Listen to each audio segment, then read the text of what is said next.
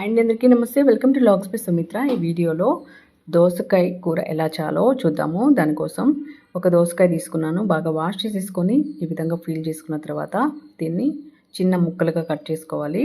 ఈ విధంగా ముక్కలుగా కట్ చేసుకుంటే సరిపోతుంది. ఇలా కట్ చేసుకొని ఇస్తే సరిపోతుందన్నమాట. ఇలా కట్ చేసుకున్న ఈ దోసకాయ ముక్కల్ని మనం కూర చేసుకుందాము. కూర కోసం ప్యాన్ పెట్టుకొని ప్యాన్లోకి ఆయిల్ వేసుకొని ఆయిల్ హీట్ అయిన తర్వాత అందులోకి ఆవాలు జీలకర్ర వేసుకొని ఆవాలు చిటపట్టలాడిన తర్వాత కట్ చేసుకున్న ఒక ఉల్లిపాయ, కట్ చేసుకున్న టమోటాస్ వేసుకొని కాస్త వేగిన తర్వాత ఇందులోకి కొత్తిమీర కరివేపాకు కూడా వేసుకున్న తర్వాత టేస్ట్కి సరిపడా కారం, పసుపు వేసుకొని కట్ చేసుకున్న దోసకాయ ముక్కలు వేసుకొని టేస్ట్కి సరిపడా సాల్ట్ వేసుకొని చింతపండు రసం కూడా వేసుకున్న తర్వాత ధనియా పౌడర్ వేసుకొని మొత్తం అంతా కలిపేసి మూత పెట్టుకొని 10 to 15 మినిట్స్ పాటు మీడియం ఫ్లేమ్ మీద ఉడికించుకున్నామంటే చాలా బాగుంటుంది. థిక్గా వచ్చేసి మీరు ట్రై చేసి టేస్ట్ చేసి ఎలా వచ్చిందో కామెంట్ సెక్షన్లో తెలియజేయండి. వీడియో నచ్చితే లైక్ చేయండి, షేర్ చేయండి, సబ్స్క్రైబ్ చేసుకోండి. Thanks for watching.